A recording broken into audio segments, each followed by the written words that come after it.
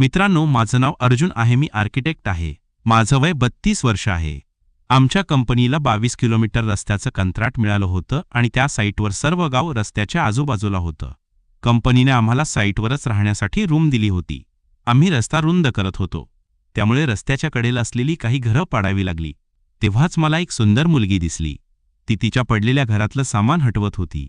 ही story त्या मुलीचीच आहे. ती खूपच सुंदर होती. मी तर तिच्याकडेच बघत राहिलो. ती माझ्यापेक्षा 11 वर्षांनी लहान होती, म्हणजे तिचं वय 21 वर्ष होतं आणि माझं तेव्हा 32. तिचं नाव मेघा होतं. मी ठरवलं की तिला पटवायचंच. माझं नशीब चांगलं होतं, कारण मला तिच्या गावाजवळच 2 पूल बांधायची ड्युटी मिळाली. एक पूल तिच्या घरापासून 200 मीटर आधी होता आणि दुसरा तिच्या गावानंतर 250 मीटर पुढे. मी याचाच फायदा घेतला तिला पटवण्यासाठी. मी एका पुलापासून दुसऱ्या पुलापर्यंत चक्कर मारायला लागलो. पण जेव्हा मी तिच्या घराजवळ पोहोचायचो ती मला बघून लगेच घरात जायची. पण मी हार मानली नाही आणि चक्कर मारत राहिलो. हळूहळू ती मला बघायला लागली. दुसऱ्या दिवशी मला ऑफिसचं काम मिळालं, त्यामुळे मी साईटवर गेलो नाही. काम संपेपर्यंत संध्याकाळ झाली. पण पुढच्या दिवशी जेव्हा मी साईटवर गेलो तेव्हा असं वाटलं की ती माझी वाट बघत होती. मी तिला माझा मोबाईल दाखवून तिचा नंबर माग घेतला. तिने इशाऱ्याने मला माझा नंबर लिहून फेकायला सांगितला. पण मी नंबर लिहित असतानाच तिचे वडील आले आणि ती घरात निघून गेली. मी तिला नंबर देण्यासाठी पुन्हा चक्कर मारायला लागलो, पण यश मिळालं नाही. शेवटी तिनेच तिचा नंबर लिहून योग्य वेळ बघून माझ्याकडे फेकला. मी आजूबाजूला बघितलं, कोणी नव्हतं, म्हणून तो कागद उचलला आणि थेट पुलाजवळ थांबलो. तिचा नंबर सेव्ह करून मी तिला कॉल केला आणि आमच्या गप्पा सुरू झाल्या. खरं तर ती खूप चांगली मुलगी होती, पण सुंदर अनुभव घ्यायचं तर सगळ्यांनाच असतं. संध्याकाळी रूमवर गेल्यावर आमच्या गप्पा सुरू झाल्या आणि गप्पांमध्येच दुसऱ्या दिवशी भेटायचं ठरलं. गावापासून हॉटेल खूप लांब होतं, म्हणून संध्याकाळी उसाच्या शेतात भेटायचं ठरलं. तिच्या घरासमोर आणि मागे उसाची शेत होती आणि जानेवारीचा महिना असल्याने संध्याकाळी दाट धूप पडायच्या, ज्यामुळे 50-60 मीटर पुढे काहीच दिसायचं नाही. याचाच फायदा मला मिळाला. दुसऱ्या दिवशी संध्याकाळी मी माझ्या रूमवरून पायीच शेतात निघालो. माझी रूम आणि तिचं घर 2 किलोमीटर अंतरावर विरुद्ध दिशेला होतं. 25 मिनिटात मी पहिल्या पुलावर पोहोचलो आणि तिला फोन करून घरातून निघायला सांगितलं. ती घाबरत घाबरत तिच्या घरापासून 2 शेत अंतरावर आली. ती फ्रेश होण्याच्या बहाण्याने आली होती, म्हणून ती पाणीही घेऊन आली होती. माझ्या पायांना थंडीपेक्षा जास्त भीतीने थरथर कापत होतं, कारण मी पहिल्यांदाच शेतात मुलीला भेटायला गेलो होतो. मग मी तिला पापी दिला, तीही मला साथ देत होती. मग मी तिच्या व्यक्तिमत्वाचा हाताने सुंदर अनुभव घेऊ लागलो. तिलाही मजा येत होती. मग मी तिचे व्यक्तिमत्व मोकळे केले आणि तोंडाने सुंदर अनुभव घेऊ लागलो. ती आता आवाज काढायला लागली, पण आवाजावर नियंत्रण ठेवण्याचा प्रयत्न करत होती, कारण तिचं घर जवळच होतं, कोणी येऊ नये याचीही भीती होती. 12 मिनिटं मी व्यक्तिमत्वाचा तोंडाने सुंदर अनुभव घेतला, तेव्हा तिच्या चेहऱ्यावर आनंद स्पष्ट दिसत होता. 18 मिनिटांनंतर मी जीवनाचा सुंदर अनुभव देण्याबद्दल विचारलं, पण ती नकार देत होती. आमच्या गप्पांना फक्त 2च दिवस झाले होते, म्हणून मी जास्त आग्रहही केला नाही. पण मी पुन्हा एकदा विचारलं आणि ती लगेच तयार झाली. मग ती उसाच्या शेतात तिची शाल पसरून झोपली. मग मी माझी भावना तिच्या जीवनात टाकून सुंदर वेळेचा अनुभव देऊ लागलो. तिला खूप त्रास होत होता, पण ती ओरडली नाही, कारण तिला माहीत होतं की तिचं घर 50-60 मीटरवर आहे, कोणी ऐकलं तर अडचण होईल. मग तिने इशारा केला. मग मी हळूहळू सुंदर वेळेचा अनुभव देऊ लागलो. मग 18 मिनिटांनी तिने जीवनातून रंग सोडला आणि काही वेळाने मी पण जीवनातून रंगाच्या 6-7 पिचकाऱ्या सोडल्या. ती खूप खुश दिसत होती. तिच्या चेहऱ्यावरच समाधान स्पष्ट दिसत होतं. आम्हाला आणखी एक राऊंड सुंदर अनुभव घ्यायचा होता, पण ती बाथरूमच्या बहाण्याने आली होती, त्यामुळे तिच्या घरच्यांना उशीर झाला तर शंका येईल, म्हणून आम्ही दुसऱ्या दिवशी पुन्हा त्याच जागी भेटायचं ठरवलं आणि परतलो. रूमवर आल्यावर आम्ही व्हिडिओ कॉलवर गप्पा मारल्या. दुसऱ्या दिवशी पुन्हा त्याच जागी भेटलो. यावेळी ती सूट सलवारमध्ये आली होती. आम्ही येताच पापी द्यायला लागलो. यावेळी ती स्वतःहून मोकळी झाली. तिने माझी भावना मोकळी केली आणि स्वतः वर आली आणि सुंदर अनुभव घेऊ लागली. मित्रांनो, काय सांगू, असं वाटत होतं की पहिल्यांदाच कोणी माझ्या मनाचं भेटलं. मला अशा मुली आवडतात ज्यांना जास्त सांगावं लागत नाही आणि त्या स्वतःहून सुंदर वेळेचा अनुभव देतात. माझ्या अनुभवावरून सांगतो, साधारण 18 मिनिटं ती सुंदर अनुभव घेत राहिली आणि त्या दरम्यान तिने 2दा जीवनातून रंग सोडला आणि मी पण काही मिनिटातच तिच्या जीवनात रंगाच्या 6-7 पिचकाऱ्या सोडल्या. मी म्हणालो, तू तर मला जन्नत दाखवली. ती म्हणाली, आणखी सुंदर अनुभव घ्यायचा असेल तर घ्या. मी तिला भावना दाटून आणण्यासाठी सांगितलं. मग ती भावनेला तोंडाने सुंदर अनुभव देऊ लागली. जेव्हा माझी भावना दाटून आली तेव्हा मी पुन्हा जीवनात भावना टाकून सुंदर वेळेचा अनुभव घेऊ लागलो. 25 मिनिटांनंतर मी पुन्हा जीवनात रंगाच्या 6-7 पिचकाऱ्या सोडल्या. ती म्हणाली, आता बस नाही तर घरचे मला शोधायला येतील. आम्ही तयार होऊन घराकडे निघालो आणि मी माझ्या रूमवर परतलो. नंतर तिने सांगितलं की तिच्या आईला शंका आली आणि ती तिला विचारायला लागली, तू कुठे जाते आहेस एवढ्या संध्याकाळी? आणि तुझ्या कपड्यांवर ऊसाच्या शेतातली माती का लागली आहे? मित्रांनो, मेघा घाबरली पण तिनं हुशारीनं सांगितलं, आई मी फ्रेश व्हायला गेले होते आणि शेतातून परत येताना पाय घसरला. तिच्या आईचं समाधान झालं नाही पण तिने जास्त प्रश्न विचारले नाहीत. मेघा आणि अर्जुन यांनी आता जरा सावध राहायचं ठरवलं.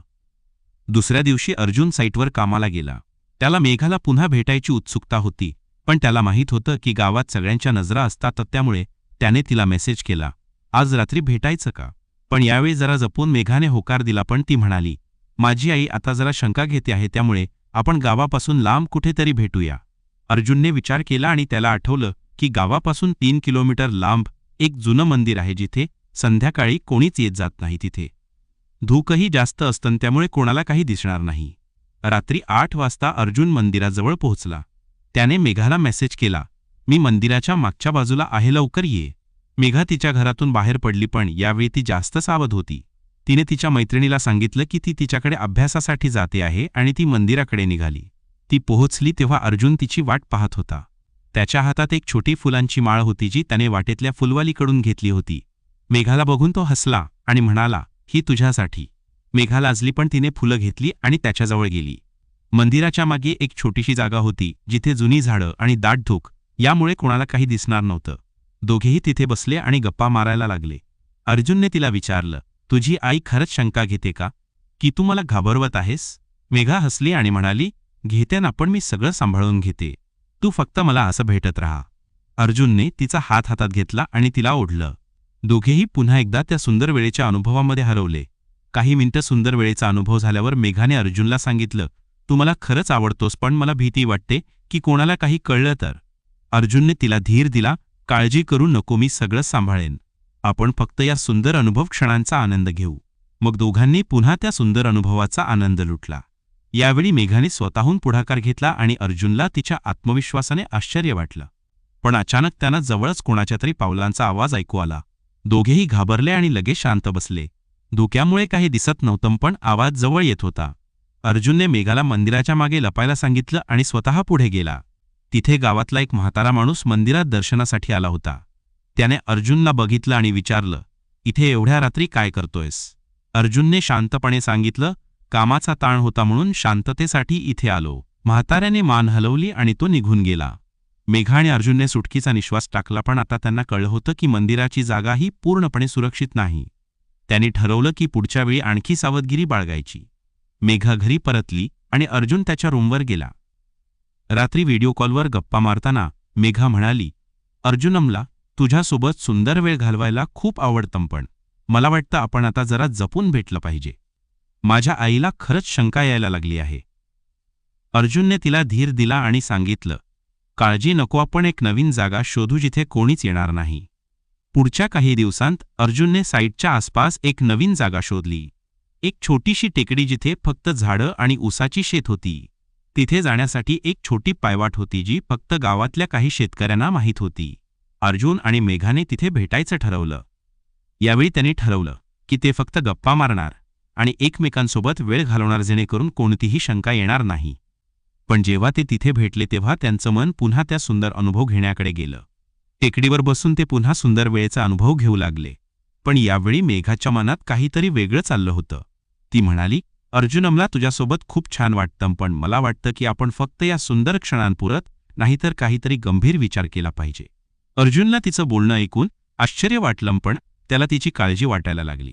तो म्हणाला, मेघामला तू खूप आवडतेस, पण माझं करिअर आणि तुझं शिक्षण, आपल्या वयाचं अंतर, हे सगळं आपल्याला विचार करायला लागेल. मेघा हसली आणि म्हणाली, मी सगळं समजते, पण मला फक्त तुझ्यासोबत राहायचं आहे. आपण सगळं सांभाळू शकतो, ठीक आहे? मेघा अर्जुन हलकेच हसत म्हणाला, आपण सगळं सांभाळू, पण आता आपल्याला खूप सावध राहावं लागेल. तुझ्या आईला शंका यायला लागली आणि गावातल्या लोकांच्या नजरा आपल्यावर असतील.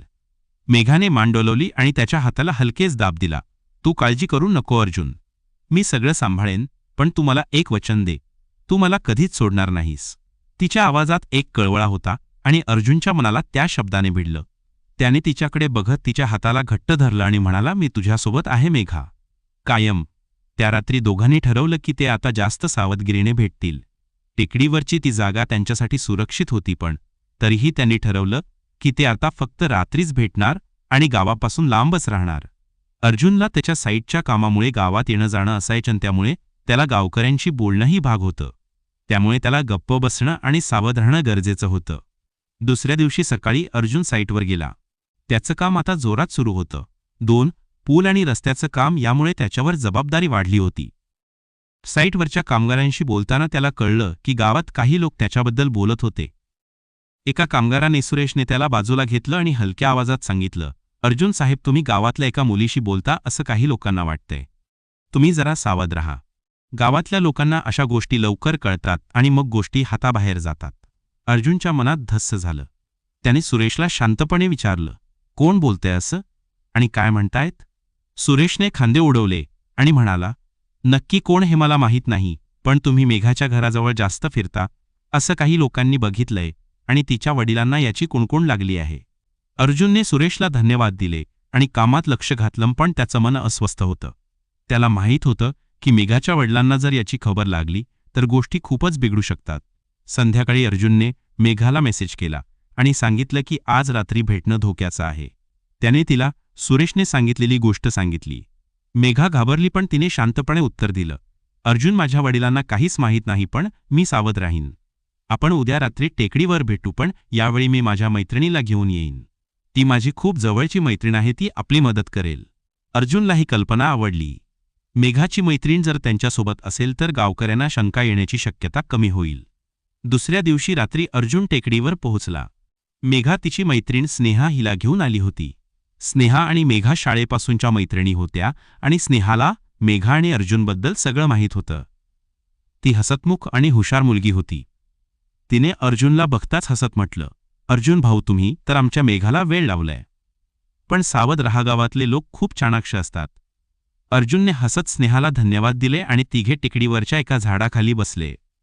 स्नेहाने सांगितलं की ती गावातल्या गप्पा ऐकत असते आणि जर कोणाला शंका आली तर ती मेघाला सावध करेल.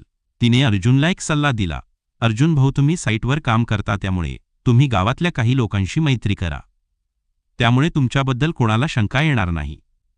अर्जुनला ही कल्पना आवडली. त्याने ठरवलं की तो गावातल्या काही तरुणांशी मैत्री करेल, जेणेकरून त्याच्यावर कोणाचा संशय येणार नाही. त्या रात्री तिघांनी खूप गप्पा मारल्या.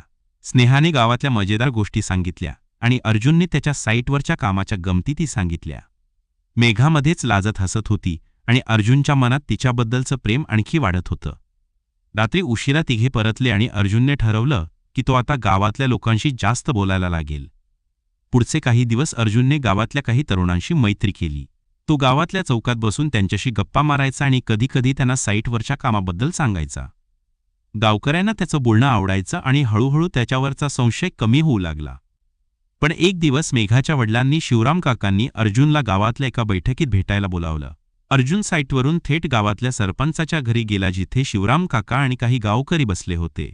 शिवराम काकांनी त्याला विचारलं, अर्जुन, तू आर्किटेक्ट आहेस, मोठ्या शहरातून आलायस, पण तू आमच्या गावातल्या एका मुलीच्या आसपास खूप फिरतोस असं ऐकलंय. खरं आहे का हे? अर्जुनच्या काळजाचा ठोका चुकला, पण त्याने शांतपणे उत्तर दिलं, काका, मी साईटच्या कामासाठी गावात येत जात असतो. मला सगळ्यांशी बोलावं लागतं, कारण आमचं काम गावकऱ्यांच्या सहकार्याशी होतं. जर कुणाला माझ्याबद्दल चुकीचं वाटत असेल तर मी माफी मागतो. शिवराम काकांनी त्याच्याकडे संशयाने पाहिलं, पण त्यांनी जास्त प्रश्न विचारले नाहीत. सरपंचाने मध्यस्थी करत सांगितलं, अर्जुन, तुझं काम चांगलं आहे, पण गावातल्या लोकांना अशा गोष्टी लवकर कळतात. तू जरा सावध राहा. अर्जुनने मान डोलवली आणि तिथून निघाला, पण त्याच्या मनात धडकी भरली होती. त्या रात्री त्याने मेघाला मेसेज केला आणि सांगितलं की तिच्या वडिलांना त्यांच्याबद्दल काहीतरी कळलं आहे. मेघा घाबरली, पण तिने सांगितलं, अर्जुन, तू काळजी करू नको. माझे वडील जरा सतर्क आहेत, पण मी त्यांना सांभाळेन. पण आपण आता काही दिवस भेटणे टाळूया.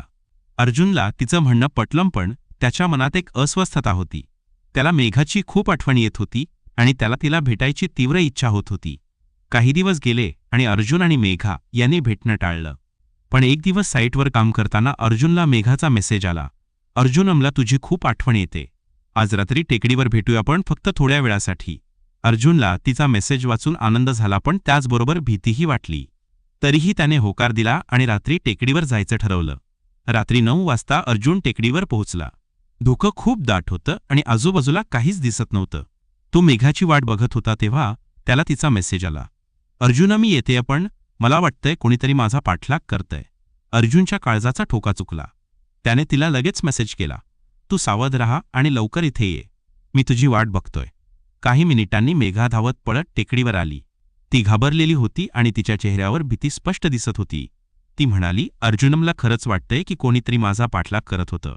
मी घरातून निघाले तेव्हा मला काही पावलांचा आवाज ऐकू आला. अर्जुनने तिला जवळ घेतलं आणि शांत केलं, काळजी करू नको, इथे आपण सुरक्षित आहोत, कोण येणार नाही इथे. पण त्याच वाक्य पूर्ण होण्याआधीच त्यांना झाडांमागून काही हालचाल जाणवली. अर्जुनने मेघाला मागे घेतलं आणि शांतपणे ऐकायला लागला. खरंच कोणीतरी तिथे होतं. त्याने मेघाला खाली बसायला सांगितलं आणि स्वतः पुढे गेला. अचानक धुक्यातून एक माणूस बाहेर आला. तो मेघाचा मोठा भाऊ विक्रम होता. त्याने अर्जुनला बघताच रागाने ओरडलं, तू इथे काय करतोयस? आणि माझी बहीण इथे काय करतीये? अर्जुनला काय बोलावं सुचेना. मेघा घाबरून उठली आणि म्हणाली, दादा, तू इथे कसा आलास? मी फक्त मित्रांसोबत भेटायला आले होते. पण विक्रमचा राग शांत होत नव्हता. त्याने अर्जुनला धक्का मारला आणि म्हणाला, तू आमच्या गावातली मुलगी पटवायला आलायस? तुला माहीत आहे का याचा परिणाम काय होईल? अर्जुनने शांतपणे सांगितलं, विक्रम, तू गैरसमज करून घेतलायस. मी आणि मेघा फक्त मित्र आहोत. आम्ही फक्त गप्पा मारायला भेटलो. पण विक्रम ऐकायच्या मनस्थितीत नव्हता. त्याने मेघाला घरी घेऊन जायला सांगितलं आणि अर्जुनला धमकी दिली, तू पुन्हा माझ्या बहिणीजवळ आलास तर तुझी खैर नाही. मेघा रडत रडत विक्रमसोबत घरी गेली आणि अर्जुन तिथे स्तब्ध उभा राहिला. त्या रात्री अर्जुनला झोप लागली नाही. त्याला मेघाची काळजी वाटत होती. त्याने तिला मेसेज केला पण तिचा कोणताही रिप्लाय आला नाही. दुसऱ्या दिवशी सकाळी त्याला स्नेहाचा मेसेज आला, अर्जुन भाऊ, मेघा खूप घाबरली आहे. तिच्या वडिलांना आणि दादाला सगळं कळलंय. त्यांनी तिला घरातून बाहेर पडायला बंदी केली. तू काही दिवस तिच्याशी संपर्क करू नको. अर्जुनच्या मनात भीती आणि अपराधीपणाची भावना निर्माण झाली. त्याला वाटलं की त्याच्यामुळे मेघा अडचणीत आली आहे.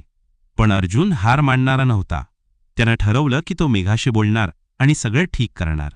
त्यानं स्नेहाला मेसेज केला आणि तिला मेघाशी बोलायला सांगितलं. स्नेहाने सांगितलं की मेघाचे वडील आणि भाऊ तिला खूप रागावले आहेत आणि त्यांनी तिचं लग्न ठरवायचं ठरवलं आहे.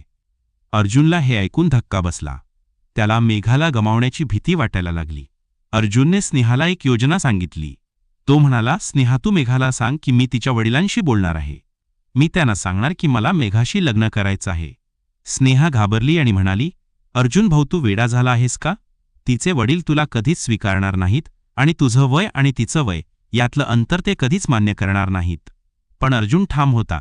त्याने सांगितलं, मी प्रयत्न तरी करणार. जर मी आता मागे हटलो तर मेघाला आयुष्यभर दुखावलं जाईल. काही दिवसांनी अर्जुनने मेघाच्या वडिलांना भेटायचं ठरवलं. त्याने सरपंचाला मध्यस्थी करायला सांगितलं आणि एका संध्याकाळी तो मेघाच्या घरी गेला. शिवराम काका, विक्रम आणि गावातले काही ज्येष्ठ मंडळी तिथे हजर होती. अर्जुनने शांतपणे सांगायला सुरुवात केली, काका, मला माहीत आहे की मी चुकीच्या पद्धतीने मेघाशी भेटलो, पण माझ्या मनात तिच्याबद्दल खरं प्रेम आहे. मी तिच्याशी लग्न करू इच्छितो आणि तिची पूर्ण जबाबदारी घेईन. शिवराम काकांचा चेहरा रागाने लाल झाला. ते म्हणाले, तुझी हिंमत कशी झाली?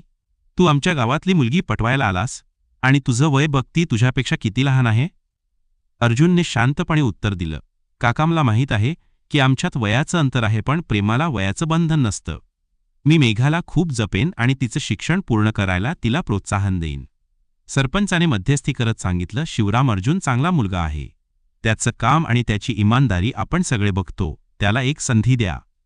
शिवराम काकांनी काही वेळ विचार केला आणि म्हणाले, ठीक आहे, पण आम्ही मेघाचं लग्न इतक्या लवकर करणार नाही. ती आता शिक्षण पूर्ण करेल. जर तुझ्या मनात खरंच प्रेम असेल तर तू तिची वाट बघशील. अर्जुनने लगेच शिवराम काकांच्या अटी मान्य केल्या.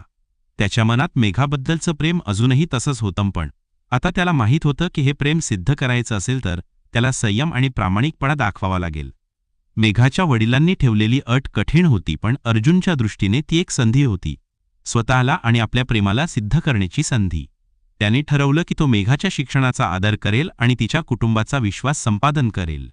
मेघालाही अर्जुनच्या या निर्णयाने दिलासा मिळाला. तिला माहीत होतं की तिच्या वडिलांचा आणि भावाचा राग कमी होण्यासाठी वेळ लागेल, पण ती अर्जुनच्या प्रेमावर ठाम होती. अर्जुनने आपलं लक्ष साईटवरील कामावर केंद्रित केलं. 22 किलोमीटर रस्त्याचं काम आणि 2 पूल बांधण्याची जबाबदारी त्याच्यावर होती.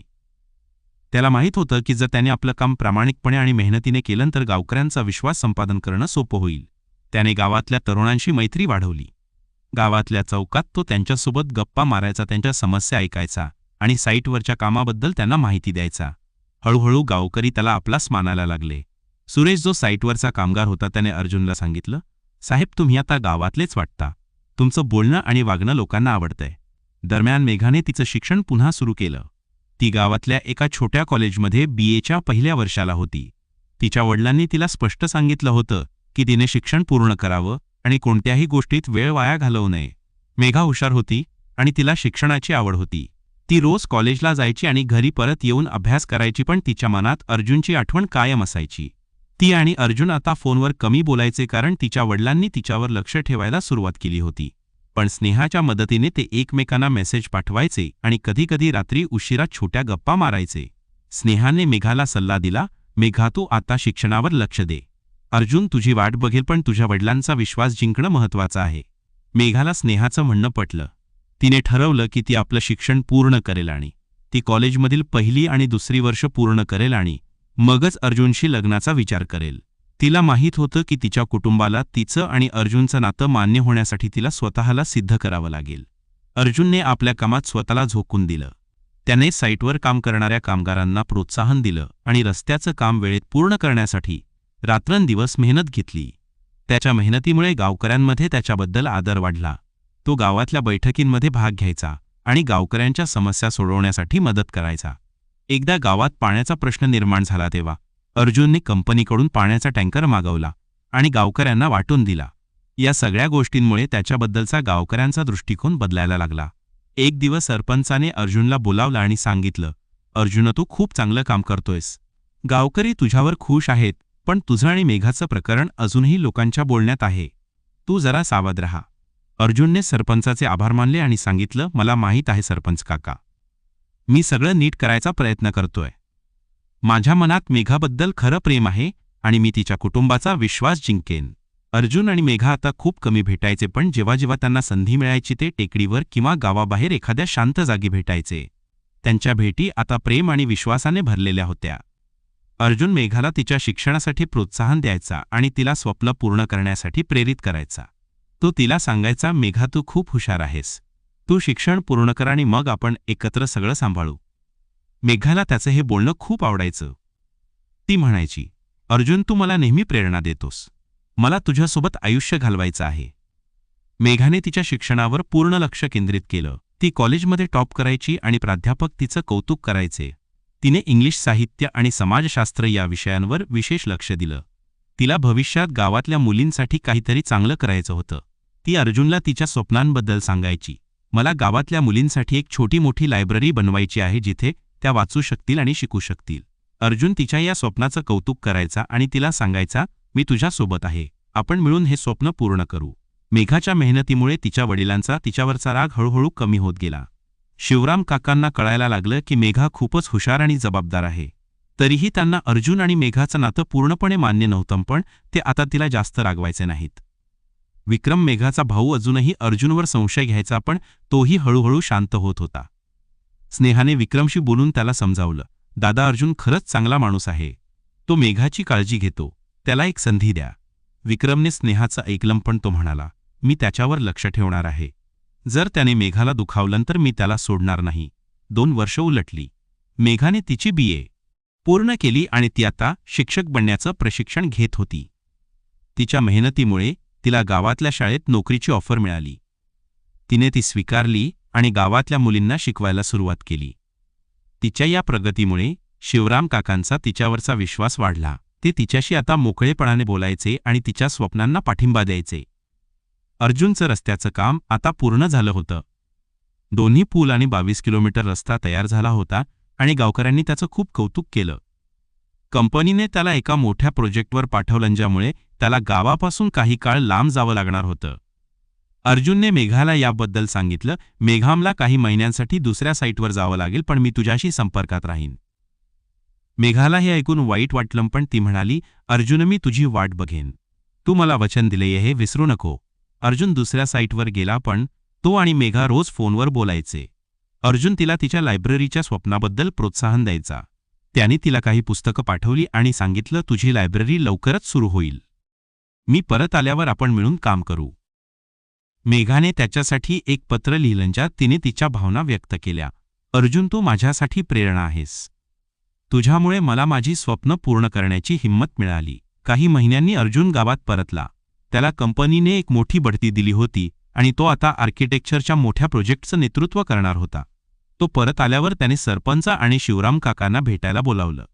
त्याने पुन्हा एकदा मेघाशी लग्नाची इच्छा व्यक्त केली. यावेळी त्याने सांगितलं, काका, मी 2 वर्ष मेघाची वाट बघितली. तिने तिचं शिक्षण पूर्ण केलं आणि आता ती गावातल्या मुलींसाठी शिकवते. मी तिच्याशी लग्न करू इच्छितो आणि तिच्या प्रत्येक स्वप्नाला पाठिंबा देईन. शिवराम काकांनी अर्जुनकडे पाहिलं. त्यांच्या चेहऱ्यावर आता राग नव्हता, तर एक विचारमग्न भाव होता. ते म्हणाले, अर्जुन, तू खूप संयम दाखवला. तुझ्या प्रामाणिकपणामुळे माझं मन बदललं. पण मेघाला विचार, ती काय म्हणते? अर्जुन आणि मेघाने एकमेकांकडे पाहिलं आणि हसले. मेघा म्हणाली, बाबांना अर्जुनवर पूर्ण विश्वास आहे. तो मला नेहमी आनंदी ठेवेल. शिवराम काकांनी शेवटी होकार दिला. गावातल्या सगळ्यांनी मिळून अर्जुन आणि मेघाचं लग्न थाटात केलं. लग्नाला गावकरी, अर्जुनचे सहकारी आणि मेघाच्या कॉलेजमधील मित्र उपस्थित होते. लग्नानंतर अर्जुन आणि मेघाने गावात एक छोटी लायब्ररी सुरू केली. अर्जुनने त्याच्या कंपनीकडून निधी मिळवला आणि मेघाने तिथे मुलींसाठी मोफत वाचन आणि शिक्षणाची सोय केली. गावातल्या मुली आता तिथे येऊन वाचायच्या आणि स्वप्न बघायच्या. मित्रांनो, आजची ही कथा इथेच संपते. तुम्हाला ही कथा कशी वाटली ते कमेंटमध्ये नक्की सांगा. आणि पुढचा व्हिडिओ कोणत्या टॉपिकवर हवा आहे तेही सुचवा. आणि सबस्क्राईब करून बेल आयकॉन दाबायला विसरू नका, म्हणजे आमचा एकही व्हिडिओ तुम्ही मिस करणार नाही. धन्यवाद.